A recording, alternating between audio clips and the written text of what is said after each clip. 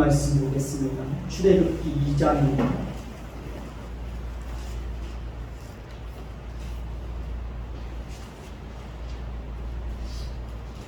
출애굽기 2장 23절부터 25절까지 읽겠습니다.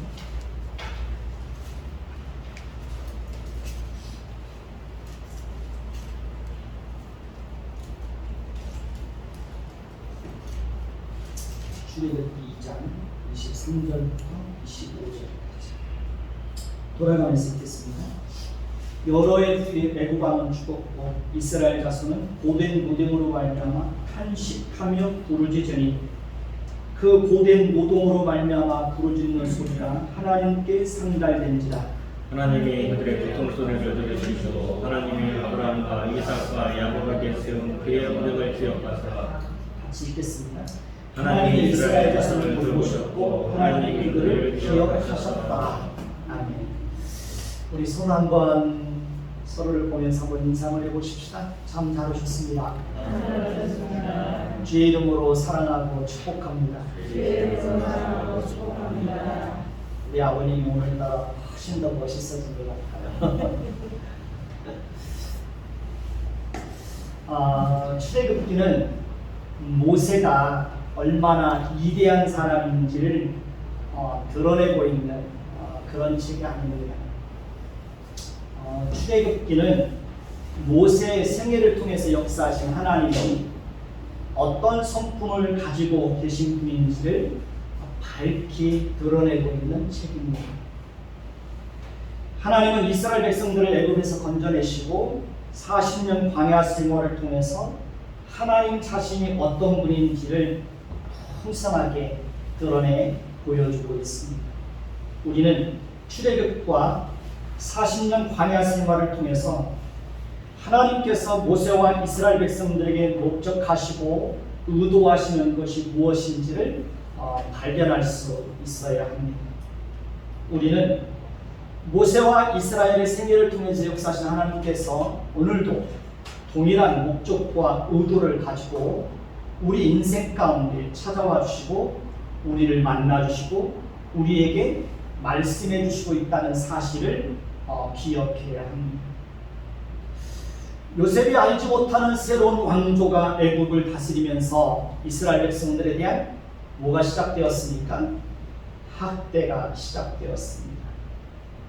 이스라엘 백성들에 대한 학대는 모세가 태어나기 전부터 시작되었습니다. 모세가 미디안 광야에서 하나님의 부름을 받았을 때가 모세의 나이 몇 세였습니까? 80세였습니다. 그러니까 적어도 이스라엘 백성들에 대한 학대는 몇 년 이상 지속되었다고 보아야 되니까 적어도 80년 이상은 지속되었다고 보아야 합니다. 우리는 이스라엘 백성들에 대한 학대는 시간이 지나면서 점점 더 혹독하고 참혹했다는 것을 알 수 있습니다.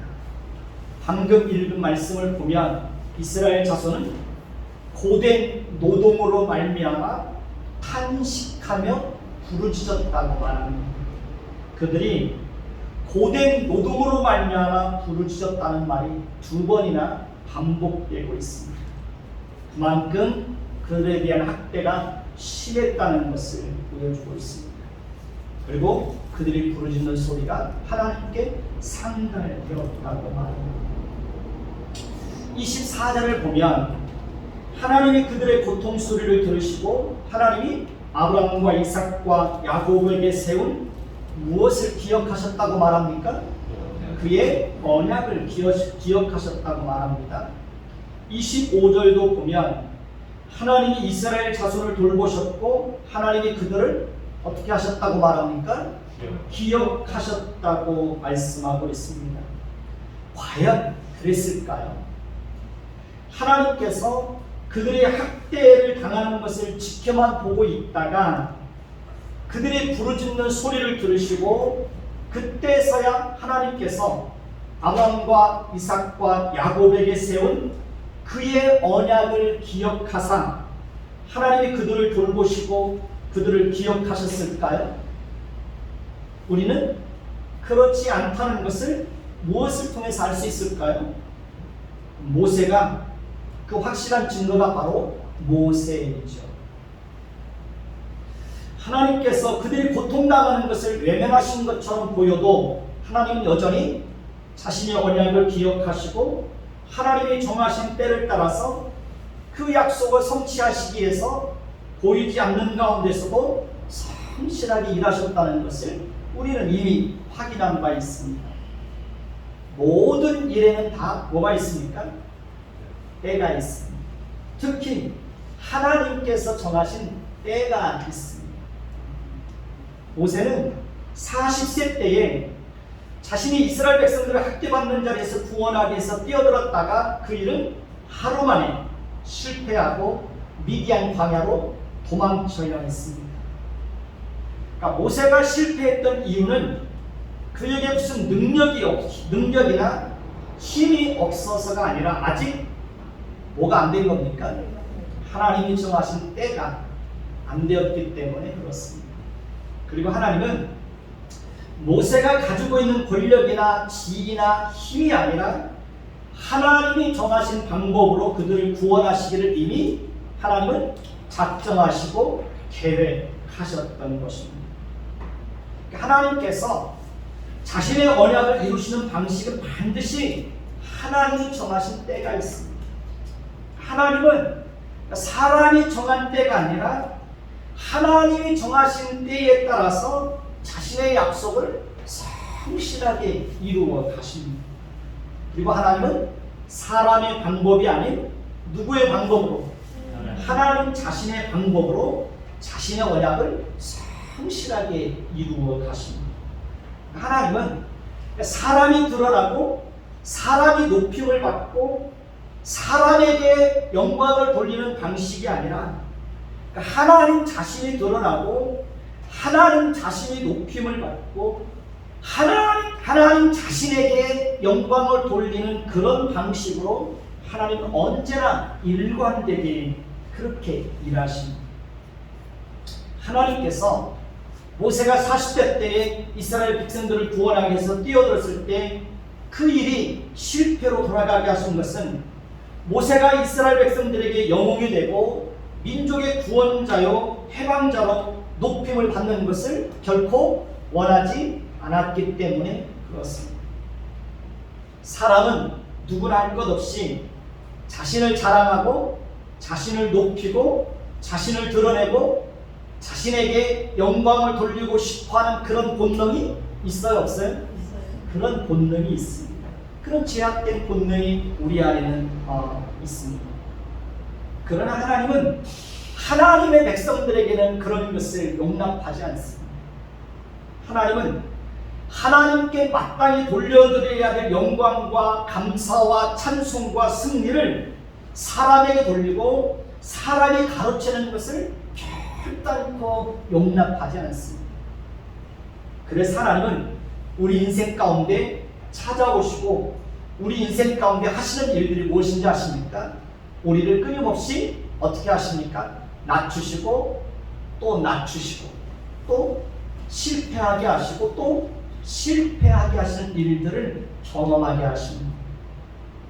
하나님은 우리의 결심과 의지가 무너지고 넘어지는 것을 지속적으로 허용하십니다.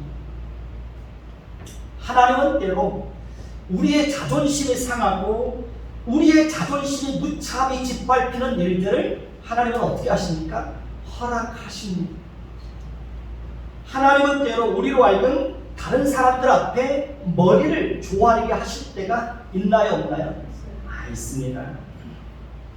다른 사람에게 머리를 숙이고 다른 사람에게 도움을 구한다는 것은 얼마나 힘들고 어렵고 자존심 상하는 일인지 모릅니다. 그런데 하나님은 우리 인생 가운데 그런 일들을 허락하십니다. 그런 일이 없었으면 좋겠는데 하나님은 우리에게 다른 사람들 앞에서 때로는 정말 머리를 숙이자는 안 되는 그런 상황들을 하나님께서 우리에게 허락하십니다. 하나님은 끊임없이 우리의 연약함을 발견하게 하십니다. 하나님은 끊임없이 우리의 못나고 어리석은 모습들을 깨달아 알게 하십니다. 하나님은 때로 우리로 하여금 미련하고 바보 같은 짓을 하도록 내버려 두실 때가 있나요, 없나요? 그럴 때가 있습니다. 내가 왜 그렇게 그때 미련하고 바보 같은 짓을 했나? 그런 후회를 할 때가 있지 않나요? 하나님은 때로 우리 자신이 정말 형편없는 사람이라는 것을 깨닫게 하실 때가 있습니까? 없습니까? 있어요. 있습니다. 저도 마찬가지고요. 내가 왜 이렇게 형편없는 사람인가? 내가 왜 이렇게 바보 같은 사람인가? 내가 왜 이렇게 미련한 사람인가? 내가 왜 이렇게 살아왔을까? 자기 자신에 대해서 어떤 그런 후회를, 자기 자신에 대해서 어떤 그런 비참함들을 겪게 하십니다. 하나님은 때로 우리 자신이 얼마나 이기적이고 자기밖에 모르는 사람인지를 깨닫게 하실 때가 있어요, 없어요? 있습니다. 우리는 정말 부모도 제대로 공경하지 못하는 정말 못난 사람들입니다. 우리는 자식도 아내도 형제도 진심으로 사랑하지 못하는 그런 참 못난 사람들입니다. 우리는 심지어요, 자신의 욕심을 채우기 위해서 누구도 이용합니까? 부모도 이용해 먹습니다.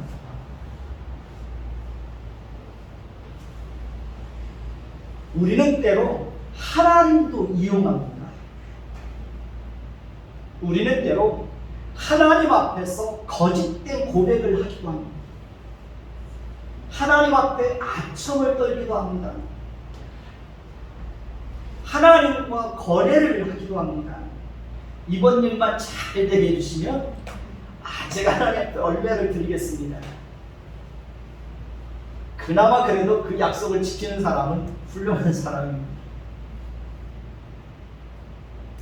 들어갈 때 하고 나올 때 하고 달라지는 그런 모습들을 많이 보죠. 우리는 때로 하나님을 시험하기도 합니다. 하나님을 대적하기도 합니다. 며칠 전에 저희 집사람이 그런 얘기 하더라고요. 그 주간보호센터에서 노인들을 한 달에 한 번씩 저희 집사람이 예배를 인도하는데, 얼마 오지 않은 그 할아버지 한 분이 예배를 드리는데 예배를 안 드리겠다고 막 그러더래요. 이제 나이들 만큼 다 드시고 기력도 다 새하여져서 주간보호센터에 와서 지내시는 분이 뭐라고 했는지 아세요? 자기는 평생을 자기 주먹을 믿고 살아왔다고 그러더래요. 아니, 이제 자기 주먹 믿을 게 뭐가 있어요? 근데 거기까지 와서도 자기는 자기 주먹을 믿고 살아왔다고 예배하는 것을 거부하더라는 거예요.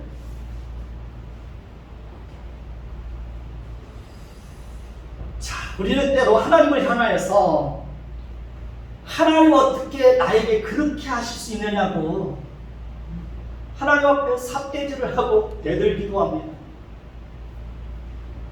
뭐 그런 기도도 한다고 그러더라고요. 하나님, 저 입장 받고 한번 생각해 봐달라고.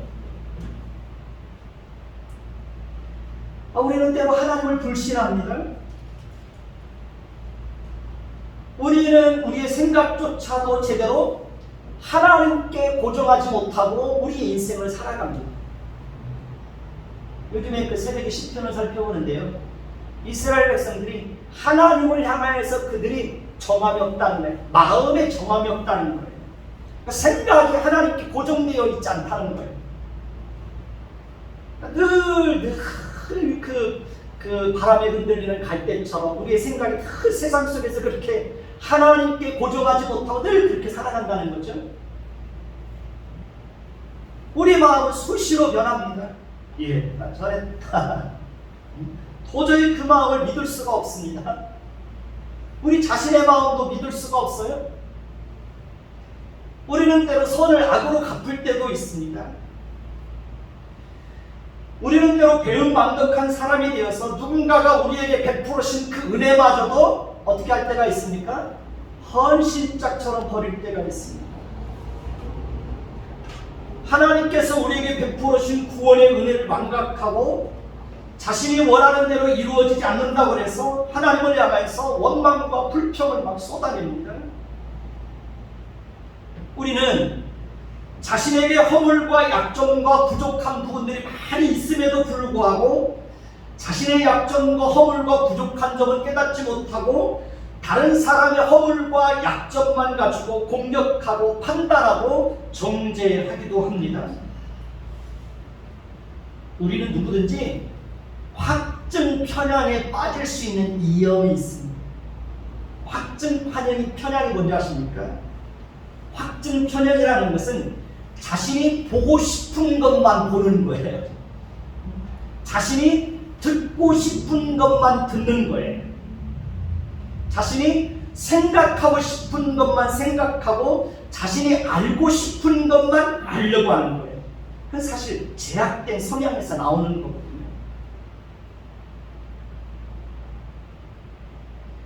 여야가 서로 공격을 하는 걸 보면 서로 공정하지도 객관적이지도 않습니다. 그러니까 다들 자기 주관에 빠져서 자신들이 보고 싶은 것만 보고 듣고 싶은 것만 듣고 자신이 생각하고 싶은 것만 생각하고 서로를 향해서 공격을 합니다. 우리는 누구든지 그런 확증 편향에 빠질 수 있는 그런 위험과 가능성을 가지고 살아갑니다. 사람은 누구나 할 것 없이 객관적이고 공정한 잣대를 가지고 판단하기가 참 어렵습니다. 그러니까 자기가 보고 싶은 것만 보는 거예요. 그러니까 정치인들을 보면 한심하기 짝이 없어요.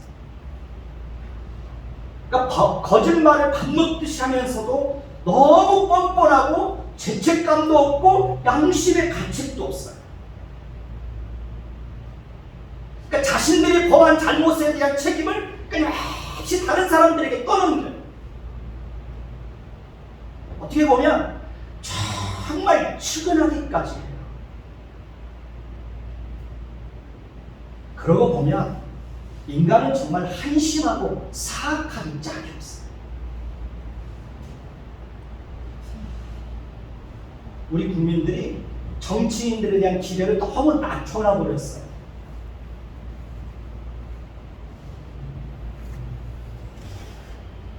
그렇게 도덕적으로 문제가 있음에도 불구하고 국민들이 그렇게 지지하는 거 보면 그러니까 거짓말을 밥 먹듯이 하는 거예요.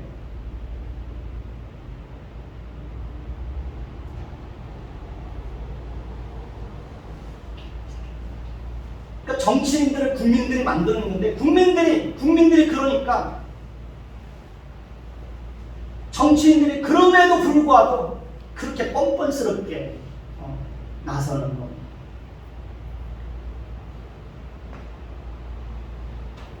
왜 하나님께서 모세를 미디안 광야로 쫓겨나게 하셨을까요? 왜 하나님께서 모세로 하여금 40년 동안 처가살이를 하며 광야에서 장인의 양떼를 치게 하셨을까요? 모세는 애굽의 궁전에서 바로왕의 공주의 아들로 입양되어서 40이 될 때까지 애굽의 모든 영광과 혜택을 마음껏 누리며 그렇게 살아왔습니다. 조금도 부족함이 없는 그런 삶을 살았습니다. 그러나 그는 하루아침에 미디안 광야로 쫓겨나서 오고 갈 데가 없는 그런 신세로 전락하게 됩니다. 그는 거처할 집도 없었습니다. 마음 둘 곳도 없었습니다. 그는 어쩌다 모세의 장인인 이드로의 호의로 그의 집에 얹혀서 살게 됩니다. 그는 그렇게 장인의 집에 얹혀서 40년 동안 양떼를 돌보며 하루하루를 고되게 살아갑니다. 모세의 인생은 하루하루가 고달프고 외롭고 힘들었을 것입니다. 광야에서 양떼를 돌본다는 것은 정말 쉬운 일이 아닙니다. 계절에 따라서 풀이 있는 곳으로 계속해서 양떼를 몰고 다녀야 됩니다. 낮에는 더위와 싸워야 되고 밤에는 추위와 싸워야 됩니다. 사나운 짐승들로부터 양떼를 지켜야 됩니다. 모세 인생은 그런 인생을 4년도 아니고 몇 년을 삽니까? 40년을 삽니다. 저도 목장에서 3년 정도 일을 해본 경험이 있습니다. 목장에서 일을 해보면 가축을 기르고 돌본다는 것은 절대로 쉬운 일이 아닙니다. 가축을 돌보고 가축을 기르는 일에는 쉬는 날도 없습니다.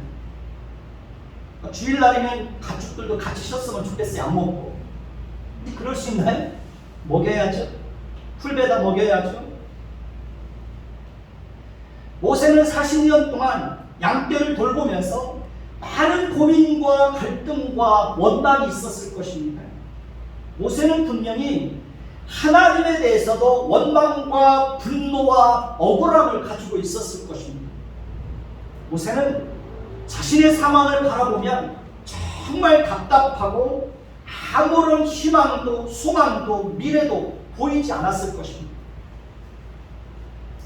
모세는 자신의 인생에 대해서 그렇게 끊임없이 절망하고 좌절하였을 것입니다.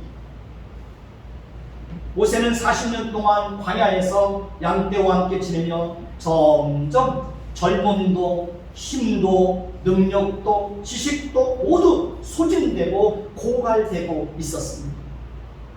그는 이제 80이 되어서 머리는 백발이 되었고 힘도 능력도 젊음도 지식도 아무것도 자랑할 것이 없는 그런 사람이 되었습니다. 그는 이제 자신의 힘을 의지해서 그가 할 수 있는 것이 아무것도 없었습니다. 그에게는 이제 민족을 구원하겠다고 하는 열망도 꿈도 사라진 지 오래되었습니다.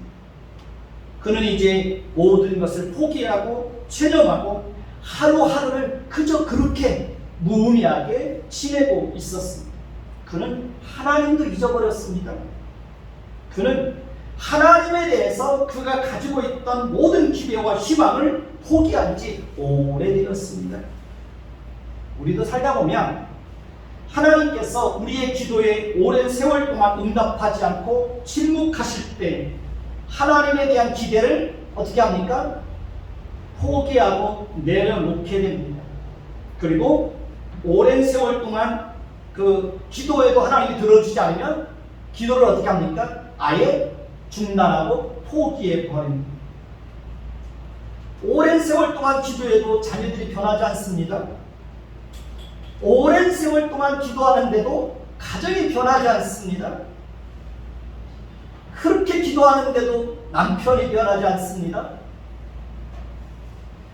기도하는데도 여전히 어려움이 계속되고 상황이 변하지 않습니다.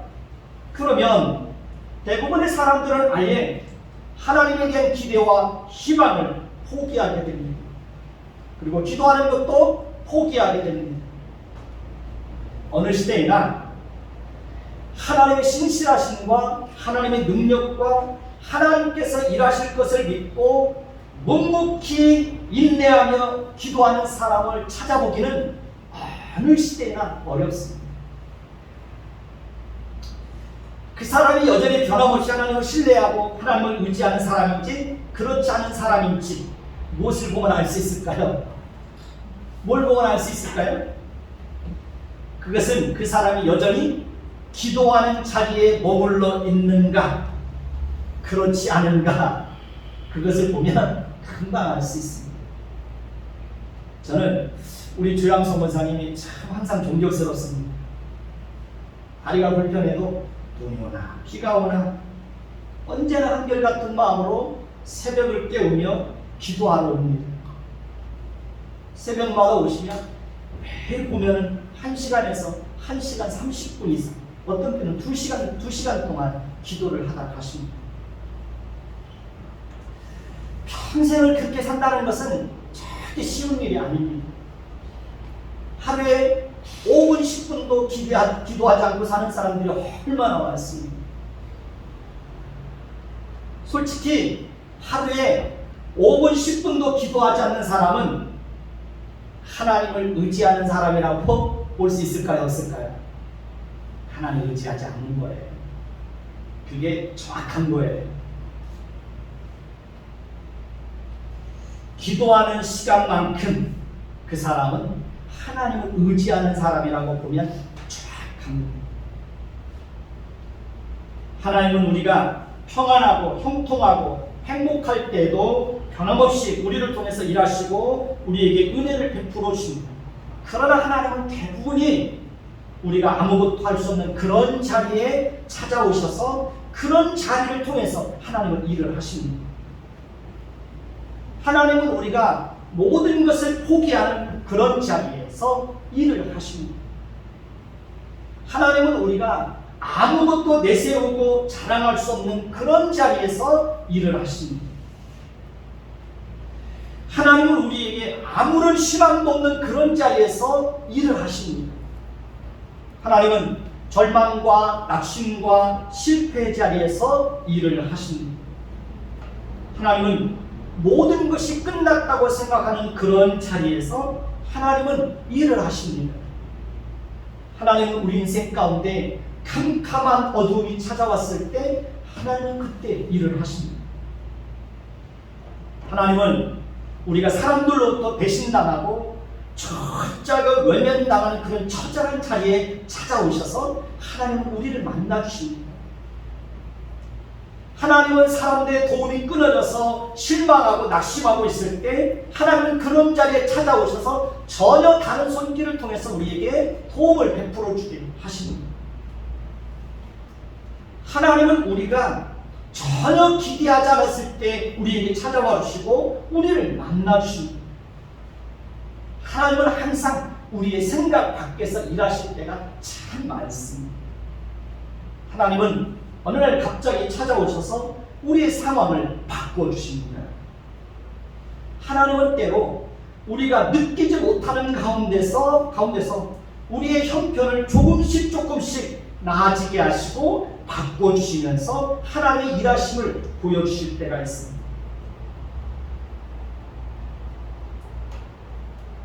하나님께서 절망과 실패의 자리에서 우리에게 찾아와 주시고 일하시는 것은 저와 여러분들로 하여금 오직 하나님만 의지하고 하나님만 바라보고 하나님의 은혜만을 갈망하는 자로 우리를 다듬어 가시기 위해서 하나님은 그렇게 일을 하십니다. 하나님은 우리의 열심과 헌신과 결심으로 하나님의 일을 하는 것을 통해서 우리가 드러나고 우리가 칭찬을 받고 우리를 자랑하고 우리 자신이 영광을 받는 것을 결코 하나님은 원하지 않습니다. 하나님은 오직 하나님 자신이 어떤 분인지를 드러내기를 원하십니다. 하나님은 오직 하나님만 자랑하고 하나님만 높임을 받고 하나님만이 영광을 받으시기를 기뻐하십니다. 그러니 우리는 언제라도 하나님께서 일하실 것을 믿고 하나님에 대한 기대를 포기하면 될까요? 안 될까요? 안 됩니다. 언제나 오래 참고 기다리면서 기도하는 일을 중단하면 안 되는 것입니다. 실패와 절망의 끝자락에서도 기도하기를 포기하지 않고 묵묵히 기도하는 그 사람이 훌륭한 그리스도인입니다. 하나님께서 실패와 절망의 끝자락에서 우리를 만나주시고 우리를 통해서 일을 하시는 것은 그 일을 통해서 누가 높임을 받기를 원하는 겁니까? 하나님이 높임을 받기를 원하는 겁니다. 하나님만 자랑하기를 원하십니다. 그러니까 하나님께만 오직 영광을 돌리기를 원하시는 거예요. 하나님은 우리에게서 이런 고백을 받기를 원하십니다. 하나님이 일하셨습니다. 하나님의 전적인 은혜입니다. 하나님께만 영광과 찬송과 존귀를 올려드립니다. 하나님 감사합니다. 하나님 감사합니다. 우리는 하나님의 일하심 앞에서 이런 고백을 드릴 수 있도록 신실하신 하나님을 바라보며 묵묵히 기도하며 믿음을 지키며 그렇게 우리 인생을 살아야 합니다. 그 사람이 어떤 사람입니까? 훌륭한 그리스도인입니다. 하나님께서 모세를 부르시고 이끌어 가시고 목적하신 자리가 있듯이 우리에게도 하나님께서 가지고 계시는 동일한 목적이 있습니다. 우리는 앞으로 하나님께서 모세를 부르시고 그를 통해서 이스라엘 백성들을 애굽에서 건져내시고 40년 광야 생활 동안 하나님께서 모세를 어떻게 변화시키고 어떻게 성숙한 자리에 이르게 하시는지 우리는 그걸 보게 될 것입니다. 따라서 우리도 이 땅에서 사는 동안 하나님께서 원하시고 목적한 자리에 이르기 위해서 끊임없이 어떻게 해야 될까요? 노력해야 합니다. 이스라엘 백성들은 80년 이상 노예로 전락하여 학대를 받는 자리에 이르고 수십 년 동안 계속되는 고된 노동으로 인하여 더 이상 견딜 수 없는 자리에 이르게 되었을 때 그들은 비로소 누구를 찾습니까? 하나님을 찾습니다. 그들은 그렇게 더 이상 견딜 수 없는 고통의 자리에 이르렀을 때 그때서야 비로소 하나님께 부르짖는 것을 봅니다. 사람은 누구나 할 것 없이 평안하고 형통할 때는 하나님을 잘 찾지를 않습니다. 평안할 때는 기도를 해도 절박함이 없습니다. 간절함도 진지함도 없습니다.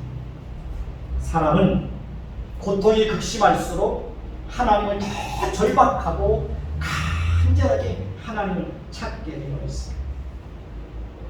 하나님께서 때로 우리를 실패와 상처와 절망의 자리에 있게 하는 것은 우리로 하여금 그 속에서 절박한 마음으로 간절한 마음으로 하나님을 찾도록 하시기 위해서입니다.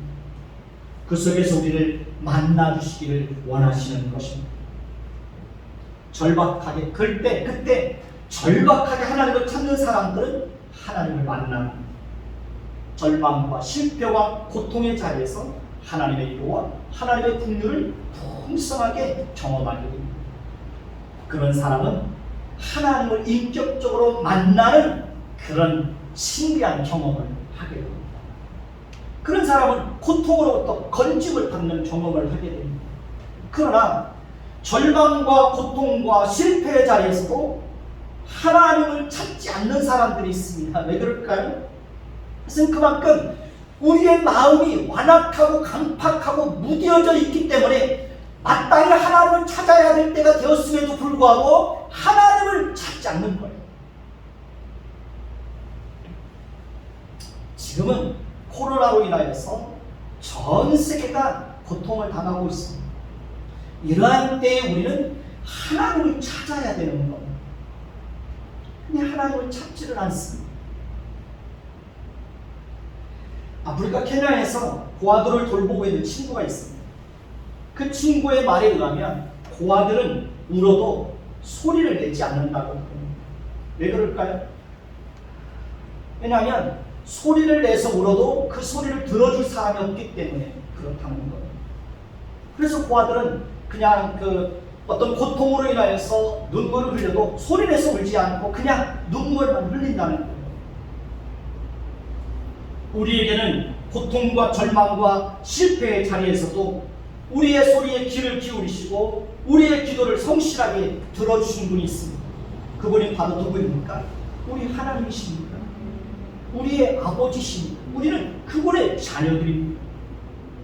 그렇기 때문에 우리는 얼마든지 당당하게 하나님께 나아가서 도움을 요청할 수 있어요, 없어요?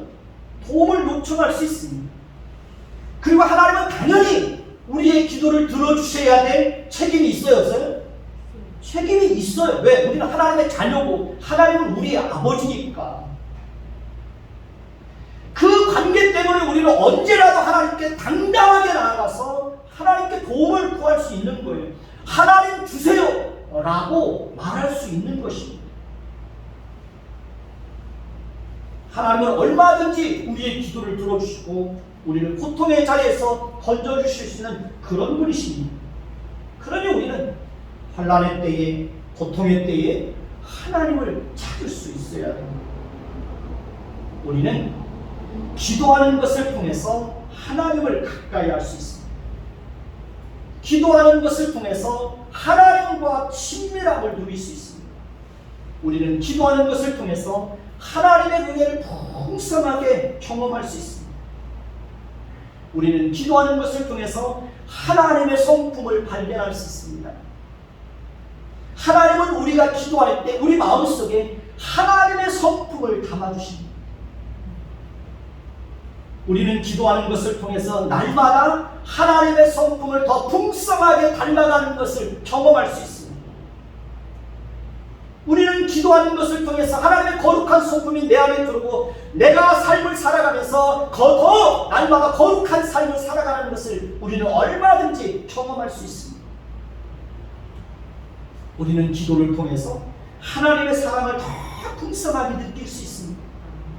그리고 하나님을 인격적으로 만나고 하나님의 사랑을 풍성하게 경험한 사람이 그 사람이 하나님을 날마다 더 풍성하게 사랑하게 되는 것입니다. 사랑도 받아본 사람이 사랑도 줄 줄 알고 사랑도 받아본 사람이 사랑을 어떻게 해요? 베풀 줄 아는 겁니다. 부모를 통해서 사랑을 충분히 공급받고 자란 사람은 다른 사람도 진심으로 사랑할 줄 아는.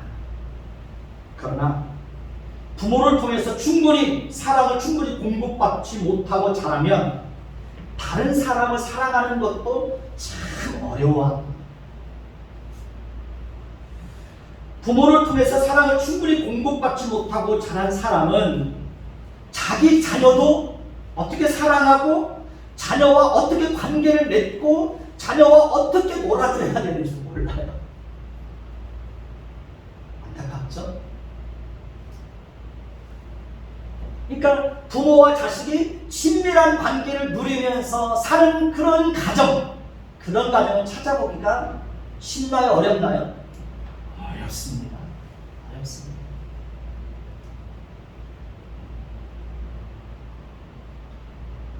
그러니까 당신은 사랑을 받아본 경험이 없기 때문에 자식을 어떻게 사랑해야 되는지 모르는 거예요. 자식과 어떻게 관계를 맺어가야 되는지를 모르는 거예요. 사랑이 부족한 사람은 이기적이고 자기중심적인 모습으로 그렇게 살아갑니다. 사랑이 부족한 사람, 애정결핍이 있는 사람들은 성인이 되어서도 어린아이처럼 생각하고 어린아이처럼 행동합니다. 그래서 성인아이라고 부릅니다. 사랑이 부족한 사람은 남을 위한 배려나 이해하는 마음도 많이 부족합니다. 사랑이 부족한 사람은 다른 사람들과 인간관계에도 많은 어려움을 호소합니다. 사랑이 부족한 사람은 마음이 늘 공허하기 때문에 그 공허함을 다른 것을 통해서 채우려고 합니다. 그러니 우리는 가정 안에서도 자녀들에게 사랑을 어떻게 해야 합니까? 충분히 공급해 주어야 합니다. 자녀들이 부모로부터 충분한 사랑을 공급받고 있다는 것을 느낄 수 있도록 자녀들에게 세밀하게 사랑을 공급해 주어야 합니다. 자녀의 감정을 무시하고 짓밟는 것이 아니라 자녀의 감정도 충분히 공감해주고 존중해 주어야 합니다. 자녀들의 말에 귀를 기울이고 자녀들의 입장에서 이해하려고 항상 노력해야 합니다. 자녀들과 자주 대화하는 시간을 가져야 합니다. 보통의 부모들과 자녀들 5분 동안 같은 자리에 앉아서 대화하는 것 참 어렵습니다. 저도 지금까지 평생을 살면서 아버지와 앉아서 단 5분 이상을 대화를 해본 경험이 없습니다.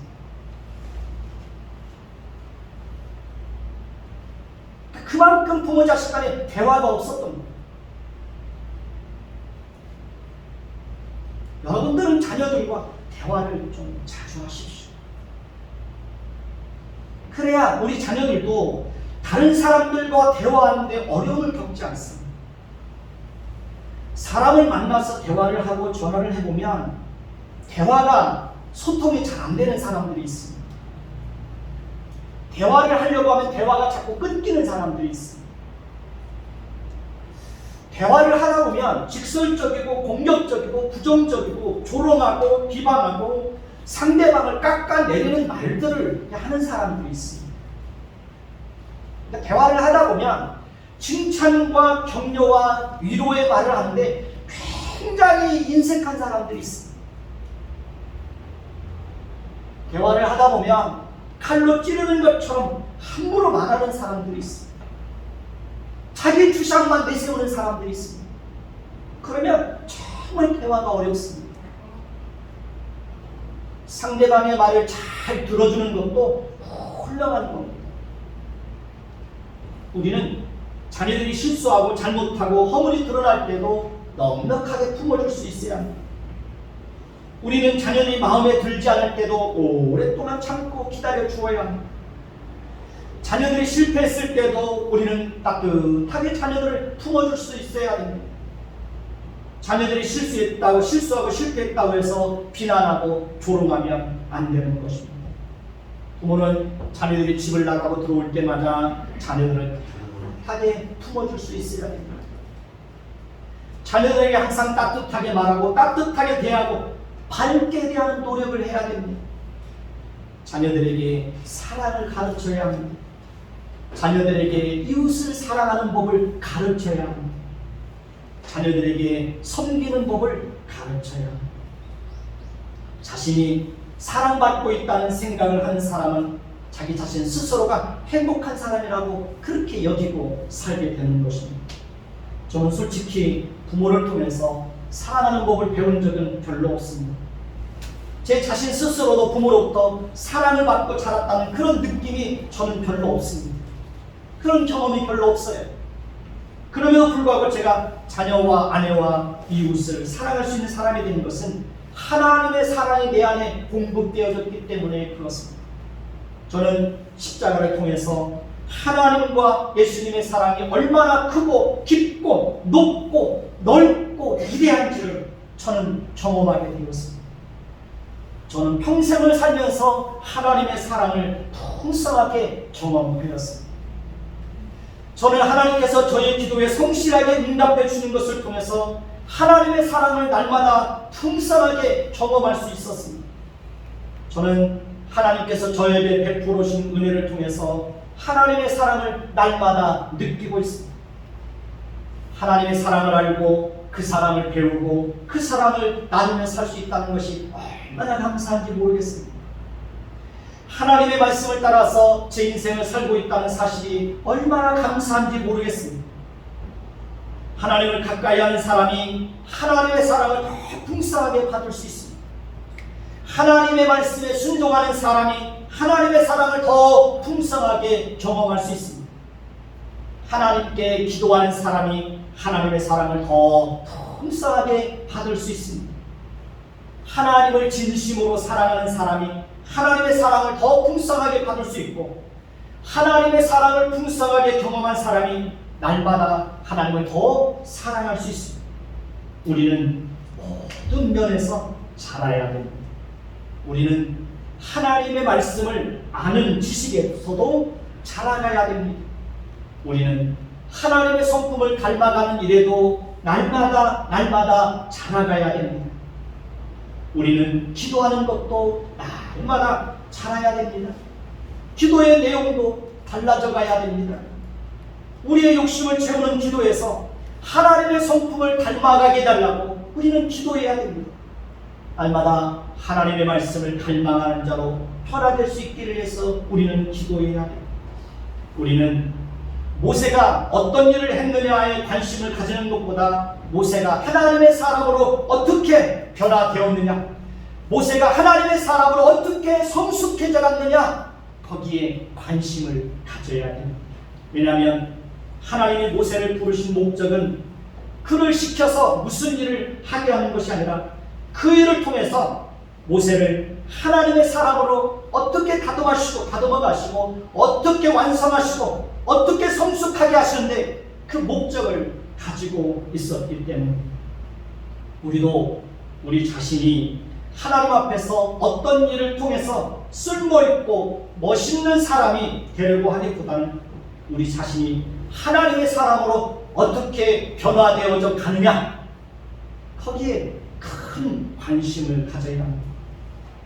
우리 자신의 변화와 성숙에 더 깊은 관심을 가져야 합니다. 여러분은 얼마만큼 변화되어졌다고 생각하십니까? 여러분은 얼마만큼 성숙한 자리에 이르렀다고 생각하십니까? 여러분은 여러분의 변화와 성숙을 위해서 얼마나 노력하고 있습니까? 우리는 하나님의 성품을 끊임없이 연습해야 합니다. 우리는 이기적이고 자기 중심적인 욕심을 내려놓는 연습을 해야 합니다. 우리는 본능적으로 팔이 어떻게 해요? 팔이 안으로 굽게 되어 있습니다. 우리는 본능적으로 움켜쥐려고 하는 그런 그 본능이 있습니다. 그럴 때에도 내 가족, 내 자식만을 위해서 물질을 사용하는 것이 아니라 다른 사람들을 위해서 물질을 사용하는 것도 어떻게 해야 됩니까? 성실하게 연습해야 됩니다. 항상 어렵습니다. 어렵습니다. 남을 도와주려고 하면 먼저 내 자식부터 보입니다. 내 자식부터 도와주고 싶습니다. 내 자식이 필요한 것을 먼저 공급해주고 싶습니다. 손은 늘 그렇게 안으로 굽습니다. 그럴 때마다 손을 펴서 다른 사람을 도와줄 수 있도록 그렇게 연습하셔야 됩니다. 하루아침에 되지 않습니다. 평생 우리가 해야 될 연습입니다. 다른 사람들을 위해서 물질을 사용하는 것도 성실하게 연습해야 됩니다. 움켜쥐고 싶은 마음이 들 때마다 손을 펴는 연습을 해야 됩니다. 우리는 품을 수 없는 사람도 어떻게 해야 됩니까? 품을 수 없는 사람도 품을 수 있도록 노력해야 됩니다. 우리는 사랑할 수 없는 사람도 사랑할 수 있도록 노력해야 됩니다. 우리는 이해할 수 없는 사람도 이해할 수 있도록 노력해야 됩니다. 우리는 섬기는 것도 연습해야 됩니다. 우리는 참을 수 없는 상황에서도 참고 견디는 것을 연습해야 됩니다. 우리는 다른 사람을 불편하게 하는 말이나 행동을 하지 않도록 늘 연습해야 됩니다. 우리는 다른 사람을 대할 때 밝고 따뜻하고 환하게 대하는 것을 늘 연습해야 됩니다. 살다 보면 다른 사람이 싫어질 때가 있습니까? 없습니까? 살다 보면 다른 사람이 싫어질 때가 있어요? 없어요? 그런 때 많잖아요. 만나서 대화를 한다든지 혹은 통화를 하다 보면 정말 이렇게 말을 이쁘게 하지 않는 사람들이 있어요. 마음을 아프게 하고 자존심을 상하게 하는 말을 하는 사람들이 있어요. 전화를 끊고 나면 괜히 기분 나쁜 사람들이 있어요. 그러다 보면 괜히 그런 사람하고 멀리하고 싶고 말을 섞고 싶지 않을 때가 있어요. 그럴 때도 우리는 그런 감정을 내려놓고 가까이 할 수 있도록 노력해야 됩니다. 마음과 자존심이 상하는 일이 있어도 서로 외면하는 것이 아니라 그럼에도 불구하고 가까이 할 수 있도록 어떻게 해야 됩니까? 노력해야 됩니다. 대화하고 싶지 않아도 마음의 문을 열고 대화할 수 있도록 노력해야 됩니다. 우리는 우리의 마음이 깊고 삐뚤어지지 않도록 끝없이 마음을 펴고 마음을 바로잡는 그런 연습을 해야 됩니다. 잠언 17장 20절에 보면 뭐라고 말하고 있습니까? 마음이 굽은 자는 복을 얻지 못하고 혀가 패역한 자는 뭐에 빠져요? 재앙에 빠지느니라. 마음이 삐뚤어지면, 마음이 굽으면 복을 받을 수 없다는 거예요. 그러니까 우리는 끊임없이 우리 마음을 펴는 연습을 해야 되는 거예요. 우리 마음은 본능적으로 삐뚤어질 수밖에 없어요. 우리 마음은 본능적으로 굽어질 수밖에 없어요. 그 굽어지고 삐뚤어지는 그 제약된 본능을 끊임없이 펴는 연습을 해야 되는 거예요. 우리는 그렇게 하는 것을 통해서 마음의 그릇을 키워가야 하고, 우리 마음에 뭘 담아내야 됩니까? 우리 마음에 뭘 담아내야 돼요? 하나님의 성품을 우리 마음속에 풍성하게 담아낼 수 있어야 되는 거예요. 우리는 그리스도인이기 때문에 더 희생하고 더 손해보고 더 양보하고 그렇게 살아야 되는 거예요. 우리는 우리가 하는 모든 일을 통해서 하나님의 성품을 담아낼 수 있어야 되는 겁니다. 우리가 그렇게 살 때 우리의 삶이 하나님께 영광이 되고 하나님께 기쁨이 되는 거예요. 하나님은 우리 아버지시고 우리는 그 하나님의 자녀입니다. 하나님은 우리를 사랑해서 우리를 하나님의 자녀로 삼아주셨습니다. 그렇다면 우리는 하나님의 자녀로서 마땅히 그 하나님을 사랑하고 그 하나님을 섬기고 그 하나님을 예배하고 그 하나님을 위해 헌신하고 그 하나님의 모든 말씀에 기쁨을 가지고 순종하면서 우리 인생을 살아야 됩니다. 우리가 하나님의 자녀가 되어서 하나님을 섬기고 예배하고 그 하나님의 성품을 닮아가며 살 수 있다고 하는 것은 하나님께서 하나님의 자녀들에게만 주시는, 하나님의 자녀들만이 누릴 수 있는 영광이고 특권이고 자랑인 것입니다. 하나님을 모르는 사람들은 오직 그 마음속에 죄악된 본성만을 품고 살아갑니다. 하나님을 모르는 사람들은 그의 인생을 통해서 오직 죄악된 성품만을 드러내면서 살아갑니다. 그러나 하나님은 하나님의 백성들의 마음속에는 하나님의 성품을 담아주셔서 하나님을 모르는 사람들이 살 수 없는 그런 삶을 살도록 하나님께서 우리 인생을 그렇게 불러주신 것입니다. 하나님의 성품을 따라 살아가는 그 인생 속에 진정한 평화가 있고 행복이 있고 기쁨이 있고 감사가 있습니다. 사랑하는 성도 여러분, 하나님의 자녀들에게만 주신 이 영광과 특권과 자랑을 놓지 않고 하나님의 백성답게 그렇게 여러분들의 마음속에 하나님의 성품을 담으시고 여러분들의 인생을 통해서 하나님의 성품을 더 풍성하게 드러낼 수 있는, 그래서 여러분들의 인생이 더 가치 있고 더 빛나는 그런 삶을 살아낼 수 있도록 여러분들을 하나님 앞에 기도하시고 그런 인생을 사는 저와 여러분들이 되시기를 예수님의 이름으로 축원해 드리겠습니다. 기도하겠습니다. 하나님, 우리는 하나님의 자녀들입니다. 하나님은 우리 안에 하나님의 성품을 담아주시기를 원하십니다. 하나님은 우리가 하나님의 성품을 풍성하게 담기를 원하십니다.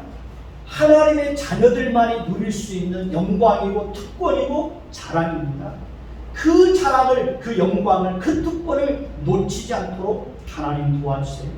하나님의 성품을 풍성하게 드러내는 삶이 우리 인생을 더 가치 있고 빛나고, 그렇게 사는 인생이 하나님께 영광이고, 그렇게 사는 인생이 하나님을 온전히 기쁘게 하는 우리의 인생임을 기억하게 하옵소서.